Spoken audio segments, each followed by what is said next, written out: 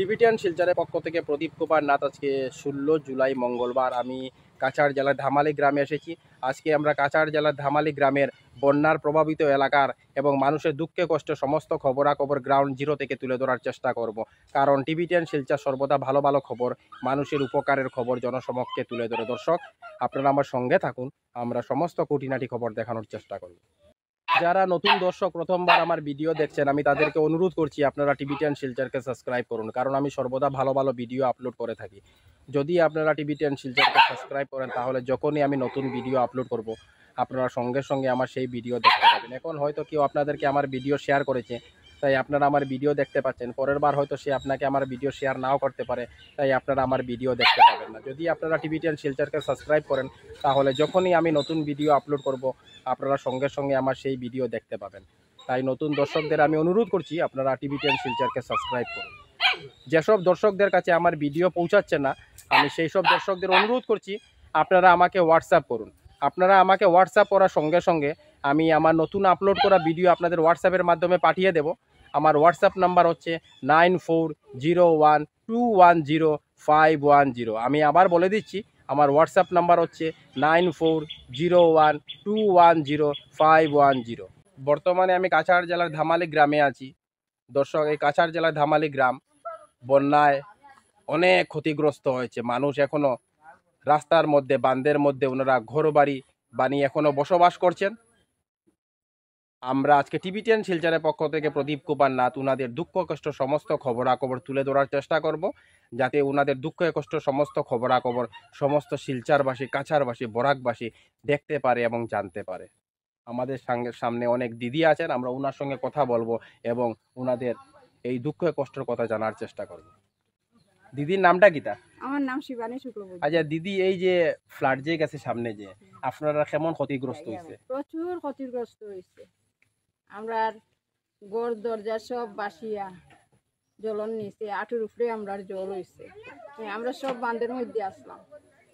বাঁধের মধ্যে থাকা সবদে তো বিছনা উছনা আনতে পারছি না, নিচে পলিথিন ফালাইয়া কাপড় উপর ফালাইয়া আমরা নিচে ঘুমাইছি। কর্মকিটা করার কিচ্ছু নাই আমরা। সবে তো সখী পালং নাই, সবে আনতেও পারেন না। সবের ঘরে ছেলে মানুষ আছে, সেওর ঘরে নাই। আমরা কিতা করতাম, আমরা বাজার আটো করতে পারছি না। সরকারি পাইছি 4 কেজি চাউল, আধা কেজি ডাল, সোয়াবিন 10 টাকি 1 প্যাকেট, আর 200 গ্রাম তেল আর কি। মানে অনেক কষ্টের মধ্যে আপনারা এখনো জীবনযাপন করেন।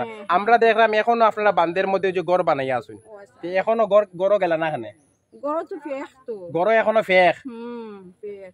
উনিও বাঁধের মধ্যে ঘর বানিয়ে বসবাস করছেন।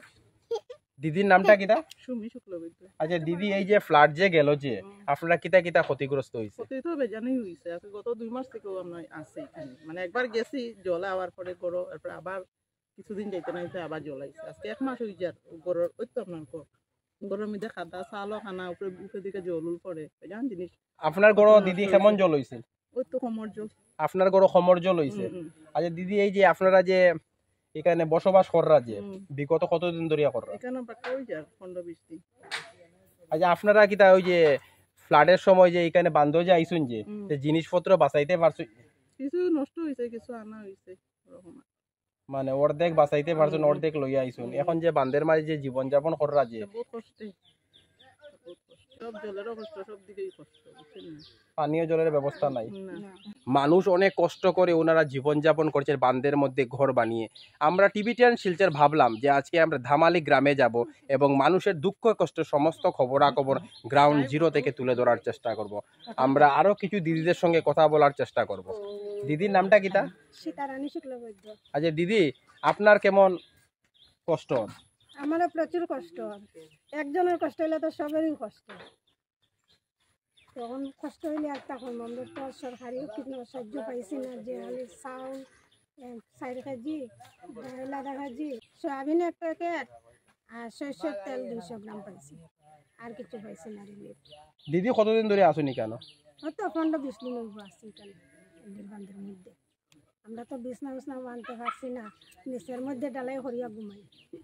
আর অনেক জিনিস লুস্কানো হয়েছে, অনেক জিনিস আনছি, কিছু পারছি কিছু পারছি না বাঁচাইতে। আর এখন গরম খাদা আছে একটু শুকাইছে বেশি শুকাইছে না মানে ফেক শুকাইলে আপনারা এখানে যাইবা। হ্যাঁ ফেক শুকাইলে যাই কিছু মানুষ রইরা কিছু মানুষ যে ফাঁকা যাইরা ওরকম আছে। মানে আগে আরো বান ভর্তি আছিল, এখন কিছু কিছু মানুষ গেছে। কারেন্ট নাই ফ্যান নাই ছাগল সব রোর মানুষও রোর ইটার মধ্যে। ফ্যান আচ্ছা নাই, দিদি, কারেন্ট দামালি গ্রাম কেমন মানুষ মানে ক্ষতিগ্রস্ত হয়েছে? প্রায় 60-65 করে হইব 60-65 ঘর, হুম। মানে প্রত্যেক ঘরে জল ঢুকছে। প্রত্যেক ঘরে মানে এমন কোন ঘর বাকি নাই যে না। জল থেকে বাঁচছে, সবের ঘরে বন্যার জল ঢুকছে। বন্যার জল যে আপনার ঘরের এলাকার যে ঢুকের যে, আপনারা কোন সময় খবর পাইছেন? আমরা তো সকালবেলা ভোরবেলা খবর পাইছি। ধরো 4টা আমরা তো খালি জল আর খালি জলের খবরও থাকি, জল গিয়া দেখি না ও না আইয়র তো আমরা জিনিস মানে শুরু করি, ঘর দরজা বানানি শুরু করি। 5টা থেকে আমরা জিনিস ক্যান্ডিড আনা শুরু করছি।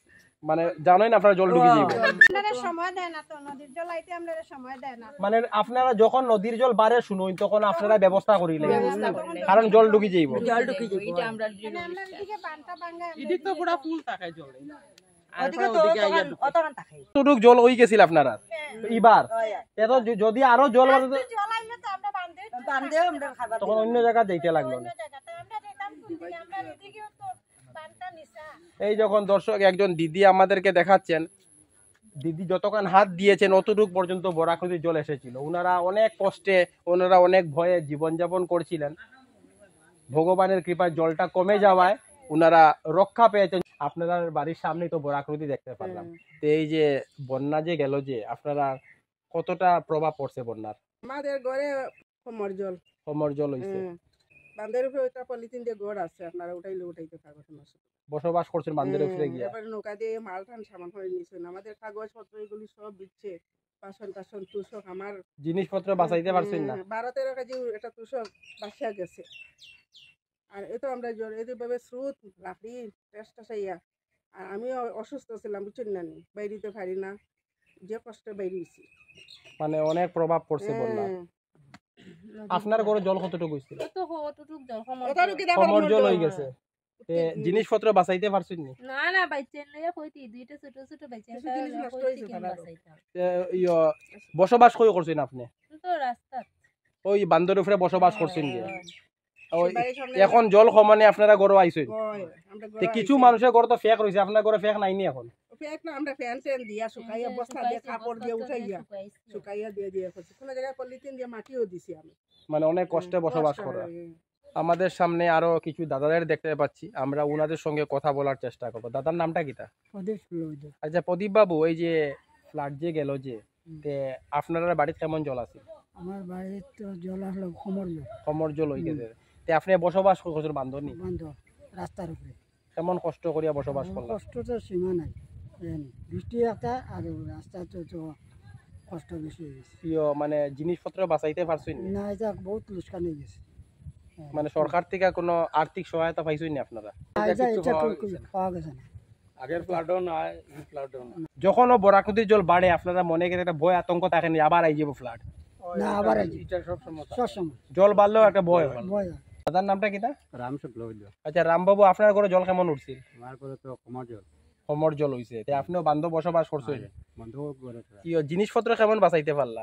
মোটামুটি বাঁচছে। বাঁচাইতে পারছেন? সব বাঁচাইতে পারছেন? না, সব না, কিছু কিছু লস হইছে। কিছু লস। এই যে সরকার থেকে কোনো আর্থিক সহায়তা পাইছেন নি, টাকা পয়সা? না, কিছু হয়নি। এমএলএ এমপি কেউই আপনারে দেখাশোনা করছেন যে কিতা কিতা না, ক্ষতি না। হইছে? না, এটা এটা একটা পাইছে না। কেউ আইসেন না দেখা? আপনারা অনেক কষ্টের মাঝে জীবিকা নির্বাহ করা এখন। তো এখন ওই যে খাম কাজ আপনারা করতে পারেন না, এখনো ঘর বাড়ি ঠিকঠাক করা? এখনো ঠিকঠাক করে ঘুরে ফিরে খুব। আমরা তো তখন ঘুমের ঘরে আসলাম, হঠাৎ শব্দ পাইছি, জলের সাউন্ড সাউন্ড পাইছি। সাউন্ড পাইয়া উঠিয়া দেখি মানে জলটা আমরা ঘরের কিনারে পর্যন্ত আই গেছে। কিরকম সাউন্ড করছে? ইটা শা শা শব্দ করিয়া, খুব মানে ভয়ঙ্কর ভয়ঙ্কর শব্দ করিয়া জলটা আইছে। তখন ঘুম ভাঙছে আপনার? ঘুম ভাঙছে। ঘুম ভাঙার পরে বাইরে দেখছি যে আমরা একদম রাস্তাঘাট সব ডুবাই দিছে।